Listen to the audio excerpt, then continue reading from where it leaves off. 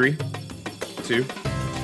Welcome to the Ephesiology podcast, a podcast dedicated to the study of the early Christian movement and its implications for the church today. Today we are with Michael, our resident ephesiologist, Andrew Johnson, associate pastor at Neartown Church in Houston, Texas, and I am Matt Till in the Chicago suburbs. Good to be with you guys again for a whole other season of the Ephesiology podcast. It has been are we still in the year 2020? Oh my goodness. Will it ever It keeps end? on going. The year that never stops. You know, I would say I almost feel like Groundhog Day in a sense. And as we know, the Groundhog Day movie with Bill Murray was filmed actually here in the Chicago area. But it's not repeat. I mean, there's some like repeating and like the days just kind of keep recycling over and over again. And it's just like, what is happening here? And then yet a new event happens every day. I don't even know. I'm losing track of all the time. What's that old phrase that I will also edit? You know, new day, same crap. Yeah. But it's actually like same year, new crap. Can you say that on this podcast? It has been said. Yeah. Well, it has been a very long year and a long summer, and I know that we've had a lot going on individually in our own lives, but also too, just as we've been thinking about being a part of the mission of God, and a lot of us are still working from home and making changes and adjustments and things of ministry, and also just as we're kind of pursuing the things and the ideas that we're doing here with Ephesiology. We thought maybe this would be a great episode for us to kind of catch up a little bit, just with each other, but also with our audience, and then kind of share just some exciting things that have been going on over the summer. If people haven't been aware of it yet, specifically master classes that are just been recently launched, and then also to just kind of where we're hoping to head going into this year and into this season of the next round of podcasts. And so what I'd like to do is, Andrew, why don't you just kind of talk a little bit about just kind of how things have been going? You were on sabbatical. It's kind of really where we left off. And so tell us how sabbatical was with you and your family. Well, it was an absolutely wonderful time. A major, incredible thanks to Neartown Church and that blessing. I love how Russell put it. Like that was my assignment. My assignment was sabbatical. My assignment was rest and to recharge. It happened to coincide with an event like the coronavirus that shut down the world. So it was certainly a very different sabbatical experience than we had planned and desired to take. We had actually had an entire like West Coast thing and all the places booked and all the events that we were going to attend and be a part of. And then we had to call and cancel all those things and get my money back to then now head east. So the big trip that we had this summer, we went out to a little place called Dauphin Island. For you Midwesterners, I actually would encourage you check that out before you want to drive all the way down to the nether parts of Florida. Just go to Alabama and then just go straight down. It's like 20, 30 minutes south of Mobile. And it is glorious. And we loved our time on that island. Nothing of like incredible note. I mean, it was time at the beach. It was great. And then, but then we went out to Asheville, North Carolina. And that was glorious for me personally. I got in a few good rounds of disc golf. I would say in the region, I had some new guys that I met while playing, and they recommended a course for me to check out. They said it wasn't that far down the road. Not that far down the road, was an hour and 25 minutes one way. So I call into question their sense of time, but it was glorious. So I was in Tennessee playing disc golf. So Harmon Hills, if you're a disc golfer in Tennessee, go check out Harmon Hills. It was glorious. But aside from that, the time to kind of focus on my family and rest was so good. We have said time and again, I think this may have been the best that our kids have acted towards each other and as a family in their lives. So that was a blessing from the Lord, and we enjoyed seeing each other and goofing off and making memories, hiking, taking pictures. I mean, the whole of it was lovely. And so now coronavirus is still happening, but my sabbatical is over. So jumping back into work at Neartown and seeing how I can continue to do what I can to shepherd God's people towards his glory, to be focused on that, and to desire to see that for others. So it's, I wish I could say, honestly, not so much a moment of vulnerability. I wish I could say I came off sabbatical and I had everything figured out and it was all clear and it was like green light everywhere I looked. I felt when I got back from sabbatical, everything was more confusing. I didn't have that clarity that I was really hoping for after sabbatical. And so it's been kind of trying to figure out still what God was using sabbatical and his continued role for me, not just at Neartown, but just faithfully serving in his kingdom. And so he's been very gracious, and so many things at Neartown are so exciting and really amped to be a part of them. But God's funny. And so entering in this season and trying to hear his voice more and more about what is to come and what he has for Houston. So shoot. And then my sweet wife was hired as a second grade teacher at the school 1 week before school starts. Wow. So wow. That's amazing.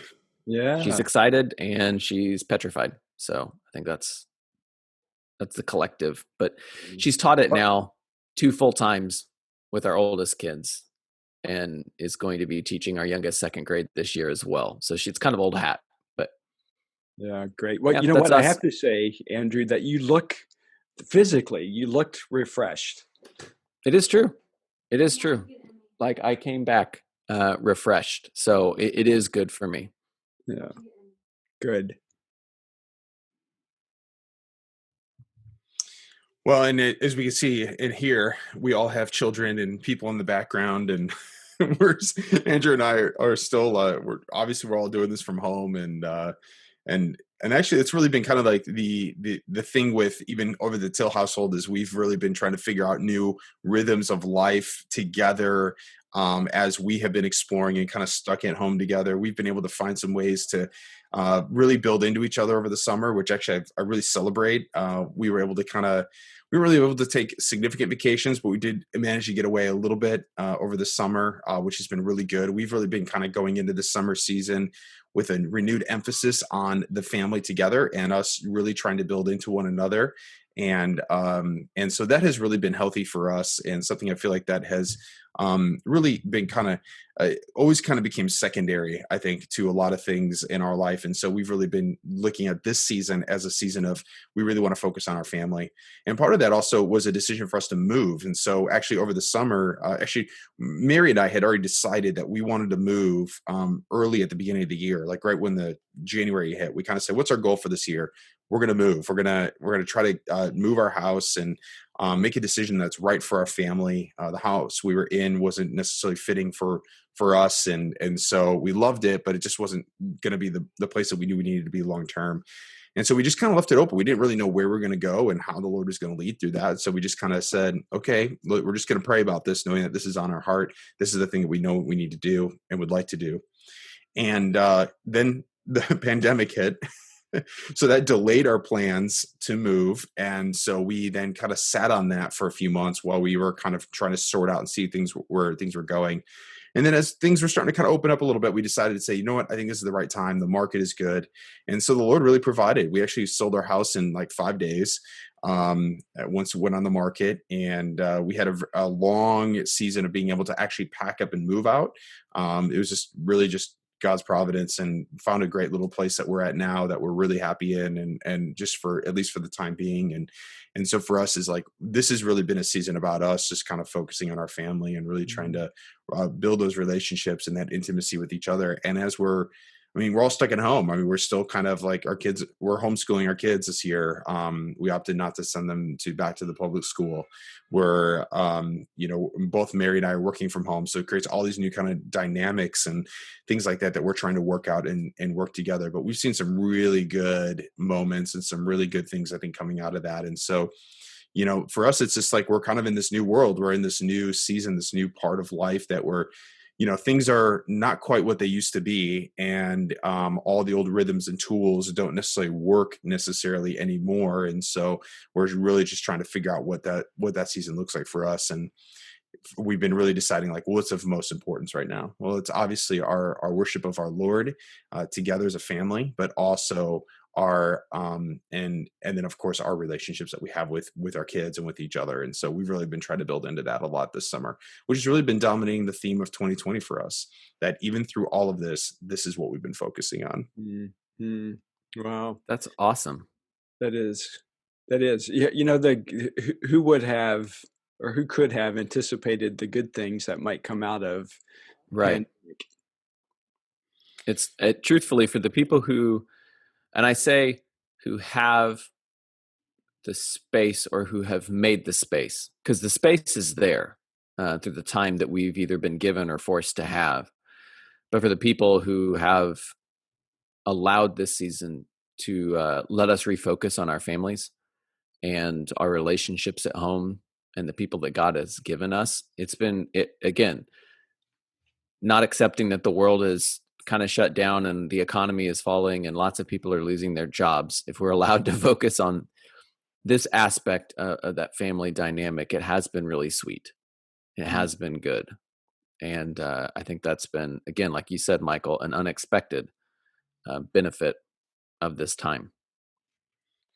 One of the things Yeah. that the Lord has really taken me in the journey that I've been on over the summer is that for the last couple of years, I've been doing a Bible in a year plan where, and this year we're doing chronological. So me and a few other people have been going through this chronological Bible study together. And all summer long, we've been in the Old Testament prophets, and specifically looking at Isaiah, Jeremiah, Ezekiel. I mean, we are in the season of exile and reading about the exile into Babylon.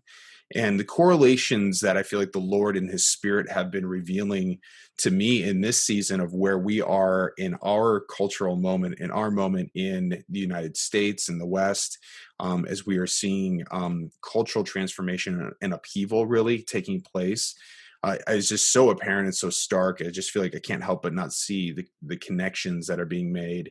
And so it's actually been a renewal season for even me, even spiritually, as I've been really walking through this journey with the Lord and seeing this sense of just, God is still present, and whatever is happening in the world around us, he is still on mission even through it all. And in finding my hope and my faith and my confidence in the saving works of Jesus, who does not just save the soul from into a place of heaven and into a place of eternal life, which is our ultimate hope, but also seeing that he seeks to save the soul and the world through his gospel and through his work. And so, and I'm seeing like how just in these Old Testament stories of the exile, as how terrible it was and how disruptive and disorienting it was to the believers. I mean, we're talking the Mhm. Jewish believers, the ones like the temple is gone, the priestly, like the priests are saying everything's fine, but Jeremiah is saying, no, it's not. Get on the program. And to see who was right at the end of the day was the one who was truly listening to the Lord and the one who was being led by the Spirit. And I just find this confidence in that by all that is happening, that I can trust and lean into the Lord and know that it may be tragic, it might be terrible, but he still says at the end of the day, after everyone's been sent off to exile, go and make your home in Babylon, build houses, plant gardens, marry, have children, build a new life into this new world. So the old world is being left behind. The old place is being left behind. It is, the paradigms are going to be completely shifting, but there is a new place and there is still hope on the other side of all this. And that's really been, I think, the dominant theme that I've been finding over and over again, that the Lord has been showing me, that even though all the transition, all the change, all the disruption, it's not without purpose. And don't look to the past, but look forward and keep your eyes on the prize. And Mm. so that's really been kind of a theme that I've been finding. And so that's why we also as a family have decided to say, what is of the most important thing right now? What are those most important relationships that we have? Because those are the things I want to build onto right now. And I want to lean into and realize that all the other structures and forms and things that I used to claim as security and safe may not be that way in the next week, month, or even year. And so that's been a big journey that we've been going on. And so I'm just been leaning into a lot of that. Wow. Yeah, that's good, rich stuff for sure. That's exactly what I was thinking. I was like, well, what a rich set of thoughts that is. That can be mined for days and weeks. So Yeah. thank you for showing me up, Matt. Thank you for just helping me see all the things I need to keep a focus on. Andrew, you and I talked, I think right when you just came off a sabbatical, and you and I were having a good conversation on the phone. And I remember getting off the phone kind of thinking to myself, man, I kind of miss out on the sabbatical, if you will.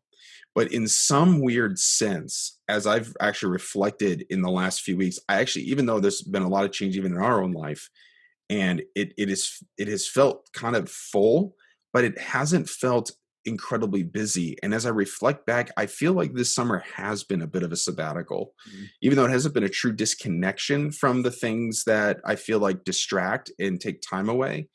There has been a bit of a sabbatical rest. There has been a bit of a extended Sabbath rest that I think the pandemic has actually allowed our family to endure and go through and enjoy in some ways. It's probably not the most ideal version that I would have, if I would have planned it out, I would have planned it out differently, including a trip to Disney World in there somewhere. But it has still been this ability to slow life down significantly and to feel like I'm not disappointing a whole lot of people, but just to know that there's an excuse that's already been made for me, which probably isn't super healthy, but but that has been it has allowed me to do that. And so for me, I've actually been thankful for this season because it's allowed me to do those kind of reflections. And Andrew, thanks for just sharing how you've grown a lot too in your sabbatical, and because I think it's been encouragement to me as well. Well, good to hear. Good to hear. So, Michael, have you been sitting just in a chair, twiddling your thumbs since we last talked? Is that kind of been your MO? That's and riding his bike. Oh, that's right. It's a different seat he sits in. So that's it. That's all you've done, right? Yeah. No, I'm hearing you guys thinking, gosh, I need to take a break. Michael has had the opposite of some kind of summer that we have all had. Yeah, you know what? It's a busy season because we're feverishly trying to think about what does engaging culture look like during this time. And it's not just the pandemic, and that's how we got into this. It's the issues of justice, and we're heading into a very tumultuous political season, and all of these things that have kept me a little bit busy thinking about, how do we respond as individuals, as Christians engaging the culture? What does Ephesiology do with all of this stuff? Is this outside of who we are? And but it's been good. I mean, it's good to think about these things and making sure that we're just not people who are talking in theory, but really putting that theory into practice. And yeah, again, I think I'll probably be saying this for the rest of our podcast season, is that these are things that we couldn't anticipate, um, and but at the same time, God remains sovereign. And I appreciate so much, Matt, what you were sharing, because He's certainly superintending these things. And how important it is to be able to have that space just to sit back and listen to what the Lord might be saying, and hearing from Him. Is this something that He's asking us to really step into and refocus? Is this really a paradigm shift that we need to be making? So, Michael, Yeah, I feel like that there's this a tension that we sit in, and especially for people like us who kind of have this like apostolic prophetic type giftings. And what we try to do here with ephesiology is recover really an ancient vision of the church and see the principles that are played out in that church growth movement. Wow, did I just say church growth movement? Oh, I heard it. Wow. Church What was the planting, minute right? mark on that? Just so you Yeah. guys can you can send your emails to. Just The original church planting movement, right? That really began in Ephesus and really came out of a glorification of the Lord, right? People who are committed to glorifying God in all things and being on mission with Him is really what then began this movement, and that really spread worldwide. We have talked about that ad nauseum on this podcast, as well as through other things. But the tension that we see is not only recovery of such, but also how do we lean into today, and how do we lean into what's happening in the world today, and kind of what we've built upon over 2,000 years, what needs to go, what needs to stay.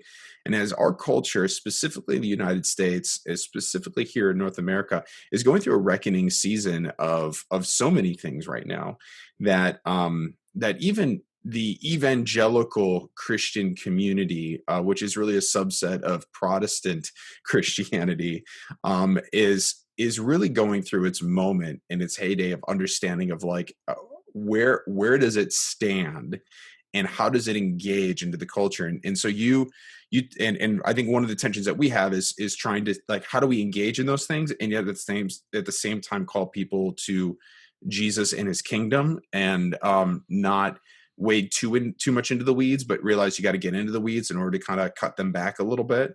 So, Michael, you spent this summer, the Lord put it on your heart to write something, and it ended up becoming I think it started as a blog post and it became a book. And the title of it is When Evangelicals Sneeze. Talk about a little bit about that book that you ended up working on, and what has been some of the feedback you've been getting since it has since been published.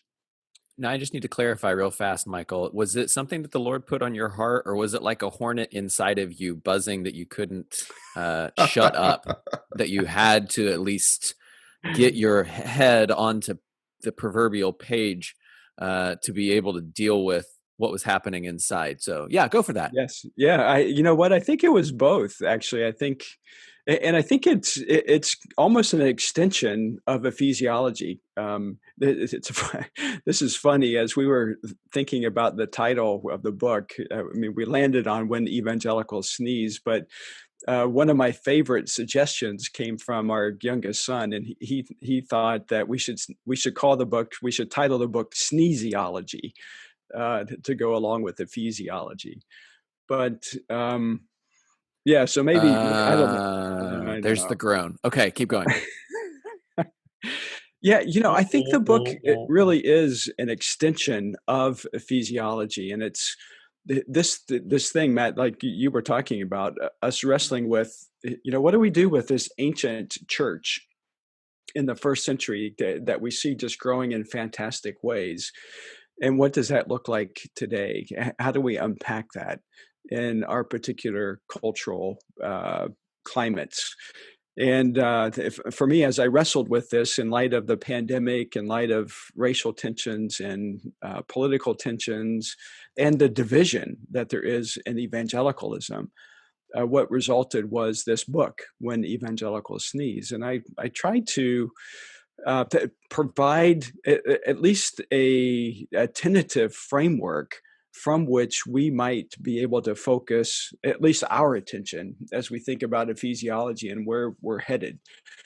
And as I was working this out, of course, these are some of the things I deal with in the original text, Ephesiology, in terms of unpacking where our focus should be in ministry. But when evangelicals sneeze, I get into it a little bit deeper. And it started to strike me as I was writing the book that, and this is going to the final letter in the New Testament, the book of Revelation, and Jesus's letter to the church in Ephesus, where he commends the church for focusing on defending the faith from false teaching and standing in the gap for women who were exploited in the practice of what was called the Nicolaitans, and then charging the church to not abandon their first love. These works that I've argued are the declaration of the glory of God that we see throughout the rest of the book of Revelation. And that seemed to be something significant. I mean, here Jesus is talking about the church and what the church should look like.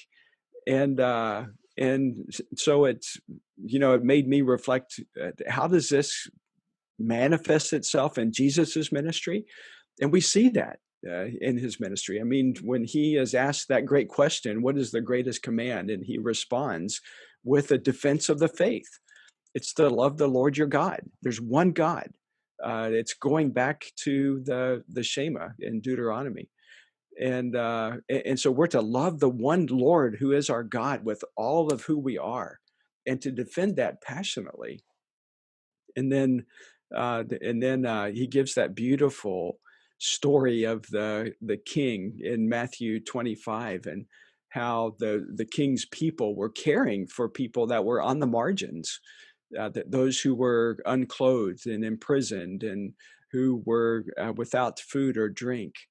And he concludes that passage with the king responding, "As you have done this to the least of these, you have done this to me." And we take that to mean that as we practice engaging in issues of justice, is what they amount to, is that when we do that, it's like we're doing this to Jesus himself. And so we have Jesus engaging with people that were on the margins. And then, of course, Jesus commands us to make disciples, and that's what he did, and to make disciples of every people group. And so I saw this great commandment as being our emphasis on defending the faith, the great compassion that we see in Matthew 25 as our emphasis in engaging in issues of justice, and then the Great Commission is being those acts of proclaiming the gospel, declaring God's glory, so that all nations will one day be represented before his throne. And that provides, I think, a beautiful framework that, as I write in the book, that unites all of us. I mean, we should all be able to get around those three types of ministry without question. I mean, this should not even be an argument among evangelicals. It should be something that absolutely unites us together to be a part of the mission that God has put before us. So anyway, and all of that turned into a book that hopefully we'll get some more time to talk about as we get into the rest of the season on the podcast. I would ask, so you've penned the book, it's out. It's only been out for a few weeks now. So, I mean, it hasn't had like a year-long runtime. What do you feel the reception has been to your book? That's a good question. I've done a number of interviews on podcasts with different folks around the country, and I've had some feedback on the book. Not a lot yet. I think it's going to be mixed, is what I anticipate the feedback being. I think we're going to see. And it's going to be mixed just simply because American evangelicalism is so divided right now. Those who might lean politically to the left are not going to like it because they'll see it as being too much on the right. And those who are politically on the right aren't going to like it because they'll look at it as being too much on the left. And really what I'm trying to do in the book is to come to a common, consensual, historical understanding of what it means to be evangelical. And what I can confidently say today at some level is that what we see manifested in evangelicalism in the United States today, it doesn't really look like the historic understanding of what an evangelical is. And we'll get into some of this too, because next week, Ligonier and Lifeway Research will release their survey that they do every 2 years called the State of Theology. And the early release of that is frightening, to be honest, because it's showing that, at least among those who were interviewed for the survey, more than half, almost 2/3 of them believe that Jesus is created. And that cannot be evangelicalism, although these are people who identify themselves as evangelical. I don't know if we can even call it Christianity. No, you can't. No, Yeah. it's Mormonism, it's Jehovah's Witness, Right. something that is not evangelical, and yet they are identifying themselves with evangelicalism. So, I mean, we have some things that we need to wrestle with and try to address. And I hope that as a podcast, we'll help our listeners and help ourselves to really think through what are the implications of this study of the first century church on the 21st century church. I think it's super helpful as we have been talking since the existence of this podcast, we understand that language does do a funny thing and words change over time. When we get used to kind of what words mean, and this isn't covered in your book, but the to be a gentleman, when we refer to somebody being a gentleman, it's usually referred to how kind they are and how they continue to regard themselves around the opposite sex. But the gentleman used to be just the definition of a landowner. Like if you were a gentleman, you owned land. So an owner of land versus kind and polite in society. That word has changed. And yet evangelical is a word that has vastly changed as far as how others see it. And we are trying to say, but let's go back. Let us go back and look at its roots and look at what it really means and try to call people to a renewed or a right understanding, so that when people say I'm an evangelical, it doesn't just mean this religious catch-all for American Christianity, because that's not what it is, even though it might have transformed into that. I hope through our conversations, through ephesiology, through when evangelicals sneeze, that we can kind of help encourage people. Don't forget your first love. Chase after him and see him for who he is. And then out of that love, let's talk about what your life looks like in doing those, three things that you talk about in When Evangelicals Sneeze. It just popped into my head. Michael, sorry, go ahead, Michael. I was just going to say a lot more for us to unpack and think about. And, like we like to say, usually toward the end of the podcast, is that we invite people to engage with us, and we want those conversations. And that's been one of the things that I've been involved in over the course of the summer. Is I've helped to facilitate a couple different study groups on these issues, and that's been a lot of fun to do. Really trying to put into practice what we talk about in doing theology and community. And so I've interacted with folks from literally all around the world in groups, talking about what are the implications for the first century church. What does that? How is that going to manifest itself in our modern societies, right, wherever they are? And so it's been refreshing in a different way, and hopefully it'll be productive and constructive for us as we're moving forward. Yeah, that's good. And I just add my 2 cents in, and then would want to move on to something else here. But I just really, really appreciated the addition. We've got the Great Commandment, the Great Commission, which are two things that I've been leaning into a lot. Of what if I were to boil down the essence of the ways of Jesus, the Great Commandment, the Great Commission, but to add in and to see, Michael, the Great Compassion, I think is such a missing piece, and we don't have that translated in the Bible. It's not, it's not there explicitly written like we have the greatest commandment and the Great Commission, which really is something we've added as a heading, into our Bible translations. So I mean, even that technically doesn't even exist in the original languages. But to see, though, this idea of a great compassion, I think is spot on. And, one could make an argument that that's really the essence of what it means to love God and love others. Is we should be, it's coming out of our compassion for others and coming out of our witness and our ability to engage in social justice type issues, not for the sake of social justice, but because for the sake of the gospel, I think is rightfully so. And we could easily make that, I think, argument there. But just to have that clarifying thought, I think is actually very helpful.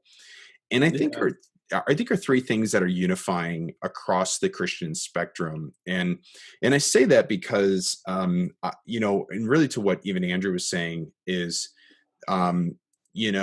evangelicalism has taken a really sour turn over the years. And for me, I'm coming out of this season going, I'm really not interested in going fighting a battle to win back evangelicalism. I'm not interested in trying to be on a rescue mission for it.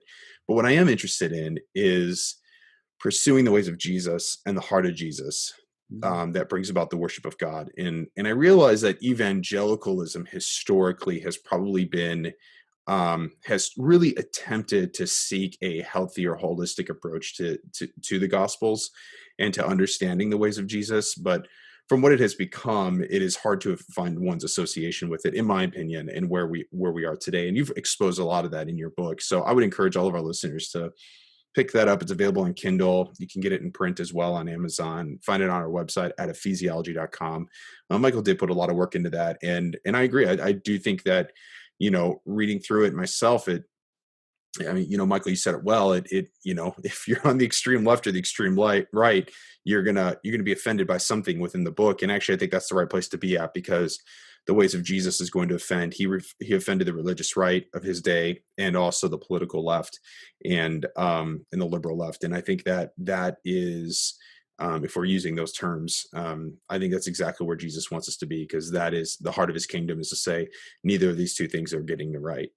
We need to seek me and my kingdom and the heart of God. So, and that's where we find ourselves. And that's where we find this new movement of what God is doing in our world, and what I think he's doing here in the United States and in the West, of reigniting and rediscovering his church, and his heart for that.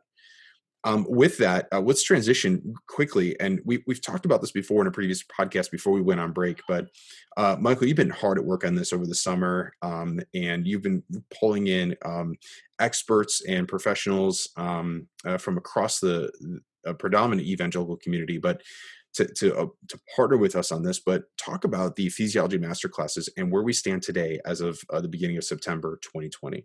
Yeah, this is something that I've been super excited about. And this comes out of early conversations that we were having back in March, or I mean, even probably prior to that. But this has been one of those things that if it weren't for God, I don't really think it would happen. Because I find it very difficult for me to believe that I could actually orchestrate something like this. And so I think God has been placing on the hearts of many of us to think about, how do we effectively equip the saints for works of ministry? And not just a few of them, like those who are being equipped in seminaries to be pastors, but how do we equip the entire church to engage in ministry?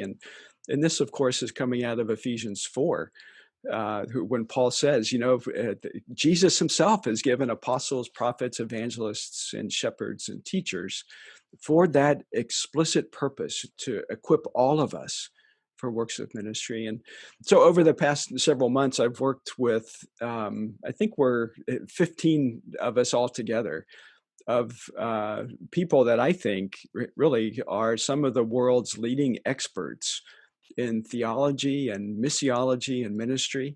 It's a multinational, multi-organizational effort to provide some resources to effectively equip the church in the age of COVID-19.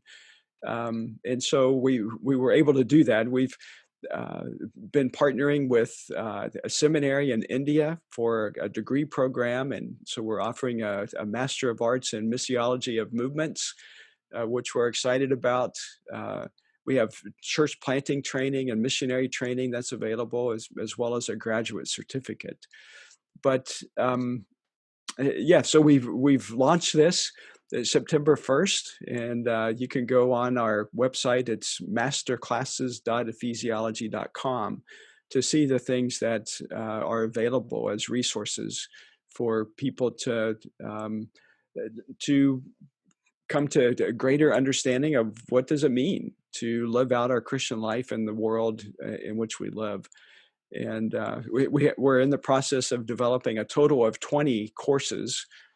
We have 3 of those that are online right now, and we have some personal enrichment courses as well, a couple free courses on there too. And just super excited to be able to work with an incredible group of people from all over the world to be able to provide this resource. And so you said, again, to clarify, some of these are available right now, right? Yeah, Like they're 100%. they're up, they're live. They're live. Yeah. Okay, so that's it. So if somebody is super interested uh, in hearing this or checking out more information, Michael, what's the website that they can go to just start devouring?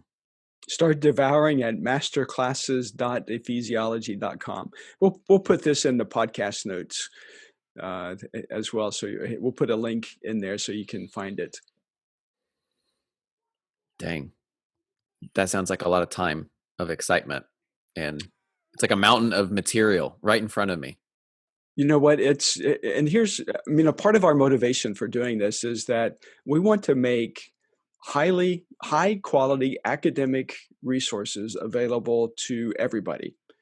And what you'll find in these resources is that it is just as rigorous as anything you would find in seminary.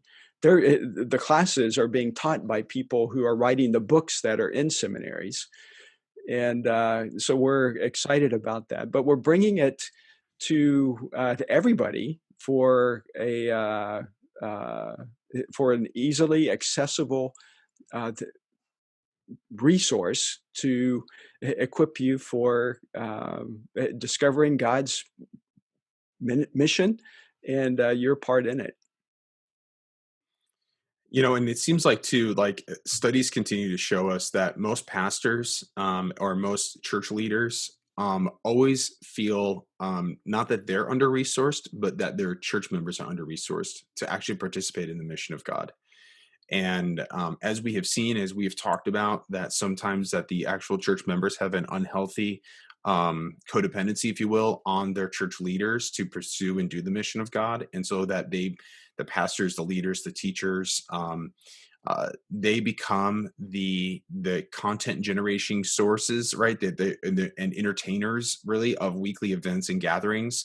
And rather than as the scriptures say, are called, as Jesus has given the apostles, the prophets, the evangelists, the shepherds, and teachers, to equip the body of Christ to fulfill the mission of the work of God, right, in this world, so that they too become the apostles, the prophets, the evangelists, the shepherds, and the teachers as well. And so really the heart behind all of this, and really what we've been trying to do here with the podcast, but also now through master classes, is actually the equipping of the saints. It's really to fulfill and further the mission. This is how multiplicative and multiplication movements begin, is actually we need people trained, boots on the ground, people who are doing this, and not even at the major mega versions of what we've been handed or given, but it's in the small, intimate, authentic ways that we see throughout the world, whether it's through a house church or through your witness at your workplace. No matter what, this is about the equipping of the saints to fulfill the mission of God in this world.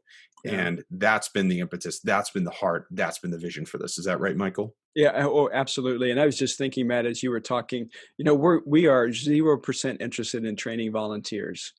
And so if you're looking to be a better volunteer, this is not where you want to go. But if you really are looking to understand culture, understand how to engage it with the gospel, then absolutely 100% you want to go to these master classes because, like I said, we've got some of our good friends, Jeff Christopherson, Alan Hirsch, that are teaching courses for us.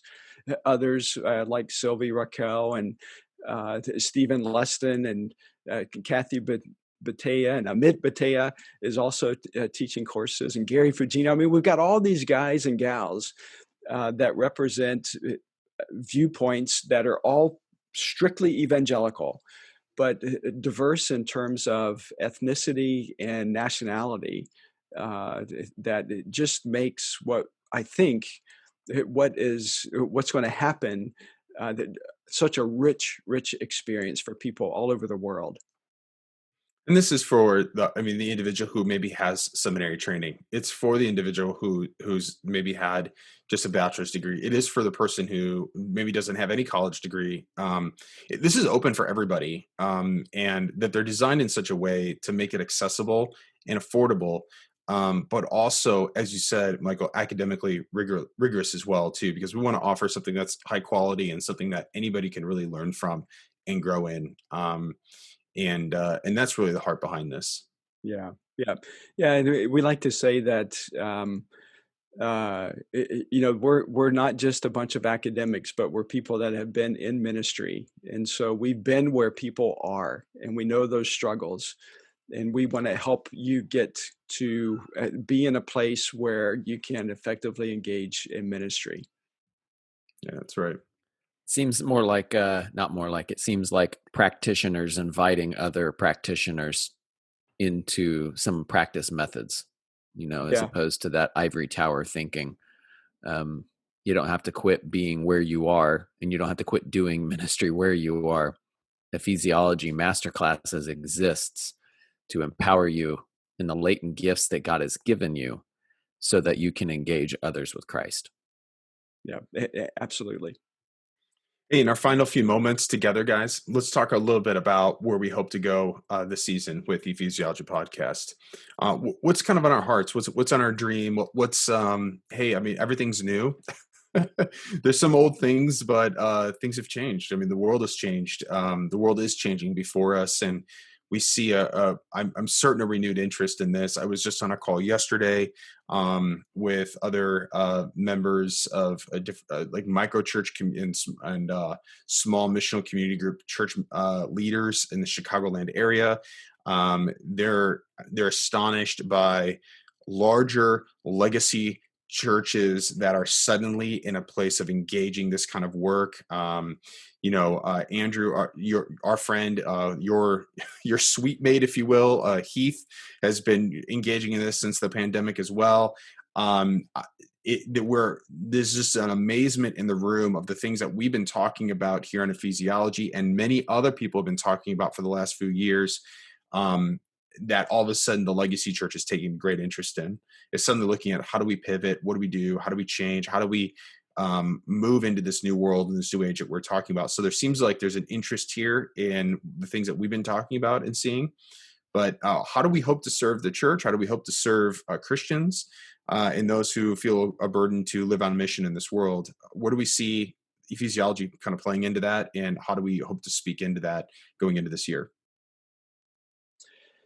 Boy, yeah, I think in some ways God has put us on a trajectory, and one of the joys that we've had, all three of us, and those who have been involved with us, is really looking at what it is that God's doing. And we talk about this, of course, in the book of Ephesiology. We've talked about it on the podcast.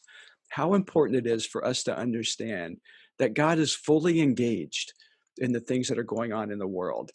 And we need to be able to see how he's engaged, and then follow him into that engagement. And so that's our hope, Ephesiology for the podcast as well, that we'll be students of what we see going on around the world, and we'll be practitioners following in God's footsteps, so to speak, led by the empowering Holy Spirit to engage in what God's passionate about, and that's uniting all things in Christ. And it seems to me, as we've been talking about this book, When Evangelicals Sneeze, and Ephesiology, that a part of our focus as we go into this next season is really to understand, what does it mean for us to defend the faith? Here's one of the striking things that at least grabbed my attention as I was working on the book, and in this regard about defending the faith, that the defense of the faith was against those that were coming out of the existing church. When Jesus says that the church in Ephesus stood against the apostles who were teaching false things, these were people that were in the church at one point, and they were led astray, and then they led other people astray. And so I think a huge part of what we need to focus on in ephesiology is, how do we help that majority of the evangelicals who no longer believe that Jesus is God, that he's a created being? How do we re-evangelize them? How do we defend the faith to them? And so I think a part of what we want to do is focus some attention on that. I think too, we need to examine, how are we to be engaged in issues of justice. This, of course, has been something that's been on my heart for more than a decade. And we, back in 2011, I guess it was, Bill Mulder and I wrote a book on social justice, and had a number of contributors who laid a solid foundation for an evangelical engagement in justice issues. And we're following that book up this year with a second volume. And that will continue that, where we've gathered together a group of evangelicals from around the world who are going to speak into issues of justice. And so we need to think, what does that look like for us? And this is a touchy subject, as we very well know, because it's not a touchy subject. Everybody agrees. There's no fighting. This is totally fine. Yeah, but I wish that were true, Andrew. I know you're saying that. Same. Yeah, I am. Hey, if Bill Mulder signs his name to it, I mean, if already we had the Michael stamp of approval, helping write and edit a book, but when you got a Bill Mulder assisting, I mean, it's gold. So that means everybody has to read it. Yeah. Well, I mean, it's still, I think, a fine text for anyone who wants to look at how have evangelicals been involved in social justice? How do we understand it from a biblical perspective? And that was Bill's wonderful contribution. Jim Stamoulis makes a great plea for the historic engagement in issues of justice on the part of the church in his chapter. And we have others, Boaz Johnson, Stephen Kennedy, and others that make wonderful contributions to helping us get our heads around what it looks like. But we need to continue that. I mean, the world is a huge place, and we're bringing in voices from all around the world to speak into what it means as evangelicals to engage in issues of justice.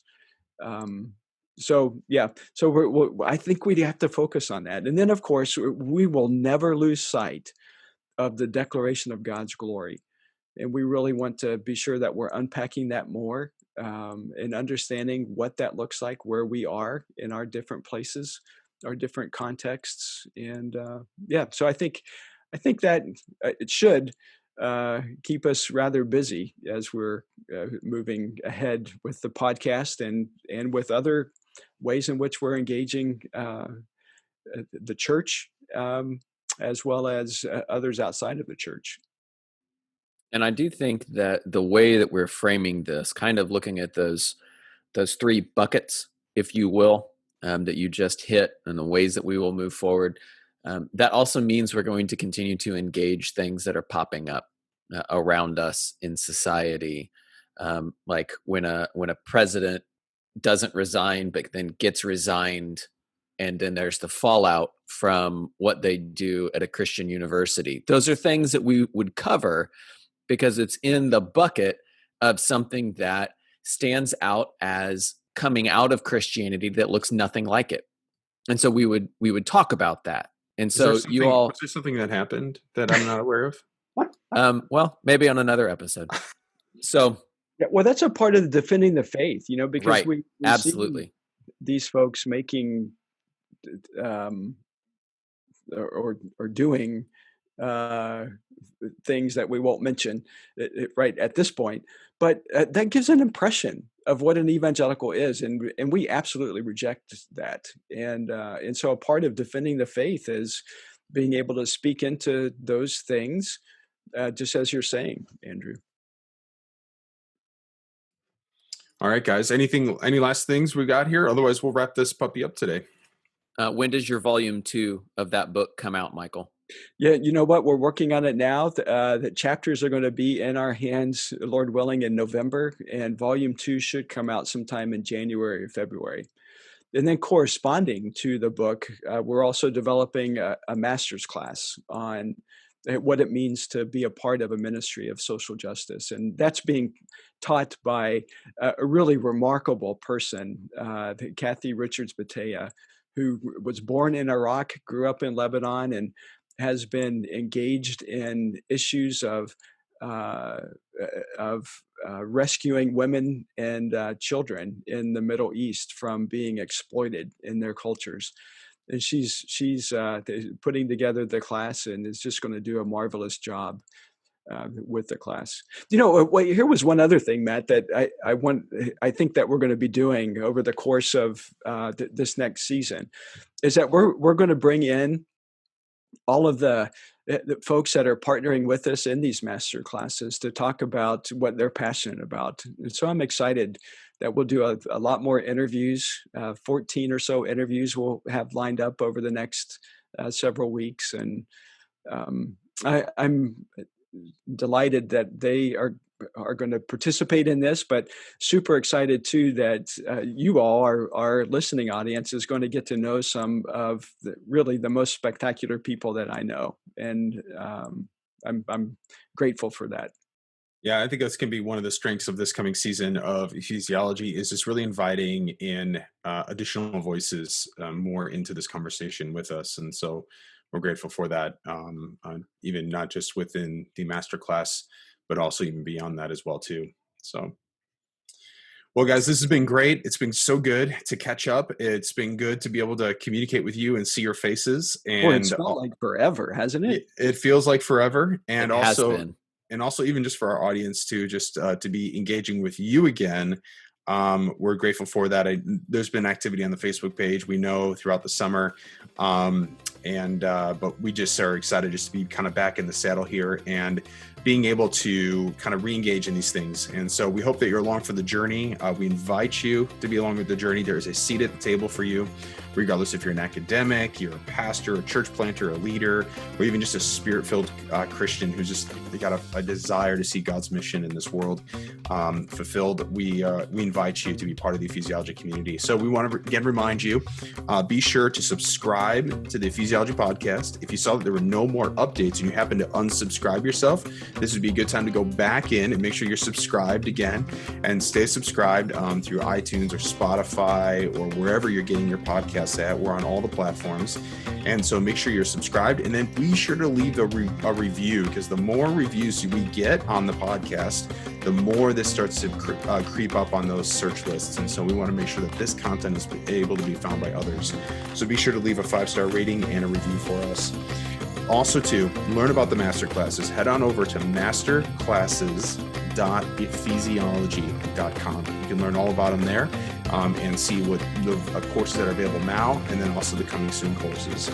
And of course, as always, on our website at ephesiology.com, you can sign up there, get on our email list as well. Therefore, you get regular content information from us on a regular basis. It's a way for us to stay in connection and contact with you. And of course, as always, join the conversation on our Facebook page by searching for Ephesiology. And you'll find our Facebook page there, and be sure to like it, and then you'll be able to see the information, content that we're posting on a regular basis. Who are we kidding? It's mostly Michael just posting that stuff. Posting it faithfully. That's stirring right, up the pot, angering right. people from all areas of the world. Gosh, it's just the best. Join in the drama.